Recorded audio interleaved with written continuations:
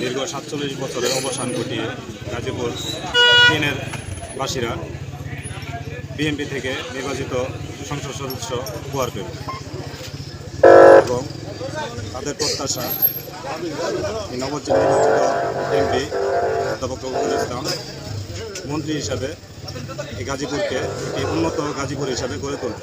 আমরা এখন জানার চেষ্টা করব নবনির্বাচিত এমপি অধ্যাপক রফিকুল ইসলাম বাচ্চুর কাছে ওনার অভিব্যক্তি।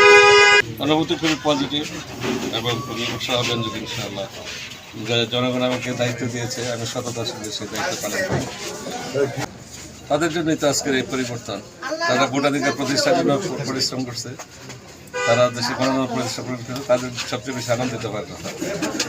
এই আসন বারবার বলেছি যে আমাদের যে সমস্যাগুলো এগুলো বারবার বলেছে, হসপিটাল নাই, ছোটো একটা ৩১,০০০ হাসপাতাল, শিক্ষা ব্যবস্থার উন্নয়ন হয় নাই, জলাবদ্ধতা, ড্রেনেজ নাই, রাস্তাঘাট মানে যেগুলি আছে সেগুলি বাড়ি যানবাহনের উপযোগী না। একটি আধুনিক, মানবিক এবং সুচিকিৎসা সম্পন্ন আসন গড়ে তোলার জন্য কাজ করবেন এমনটাই ব্যক্ত করেছিলেন নবনির্বাচিত সংসদ সদস্য অধ্যাপক রফিকুল ইসলাম বাচ্চু।